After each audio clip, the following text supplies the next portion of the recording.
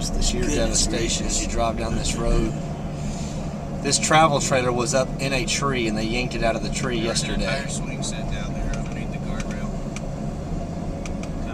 Those trees are ridiculous. So then you just start seeing the devastation of people's stuff.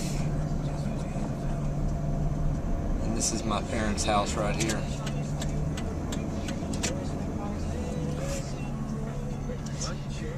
Just the devastation.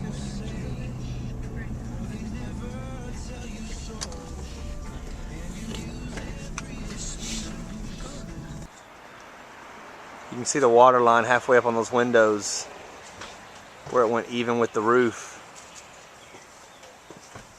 This is just everything out of the house. So the home I grew up in now looks like this. Everything we own in a big pile of nothing.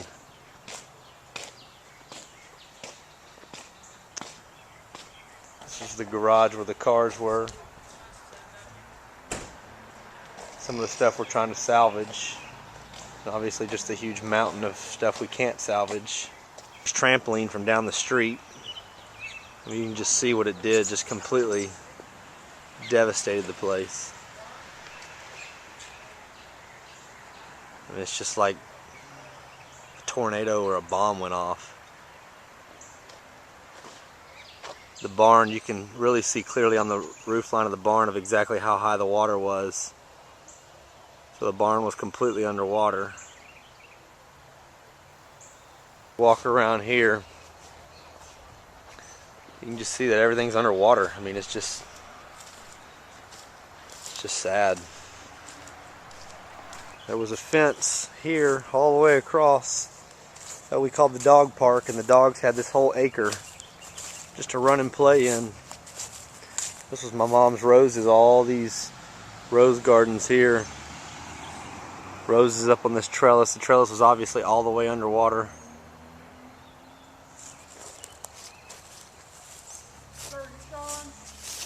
So you can just see what the waters did. I mean, how it just uprooted these columns, concrete.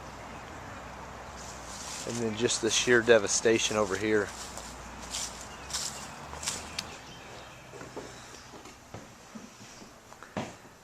Just pictures and stuff. And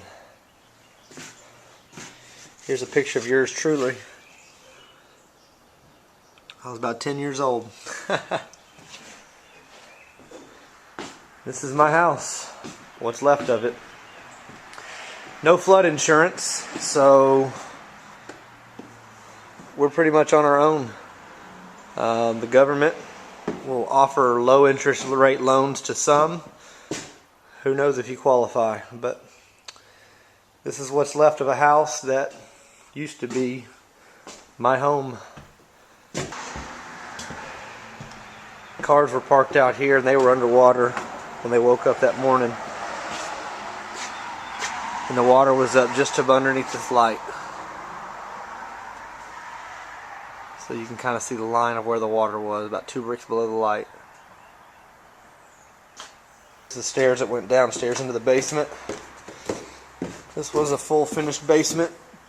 Like I said, she had just finished this with the 50s theme, and she was really proud of it. You can see she had painted the walls orange and had all this orange furniture to match from the 50s. Had just redone this bathroom and this office and had worked her tail off for about 6 months. They did it all themselves.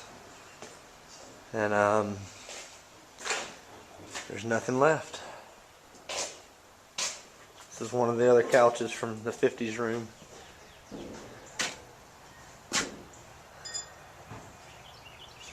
It's just devastation. This is us in the master. We are getting the floor out, and now we are getting nails out of what's left of the floor. So this is the floor now. This is the bedroom. Closet was over there somewhere in bathroom.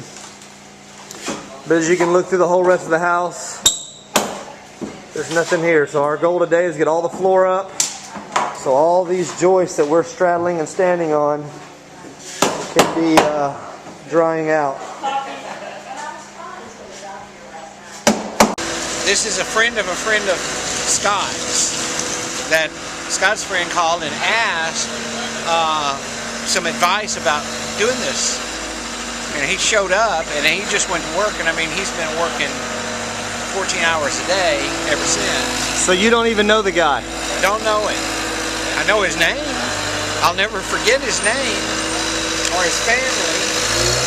Cars are still filthy. You can see just the sheer devastation to the inside of the cars. There's still some water in the floorboard. Same thing with the Scion. Daylight number 4, and we are done. It's Tuesday. As you can see, all the junk has been moved to the front yard. The tree has been taken out.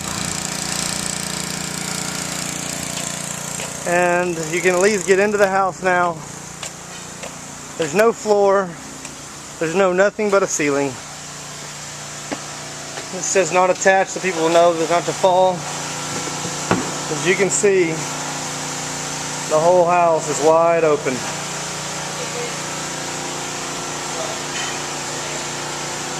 This is all that's left.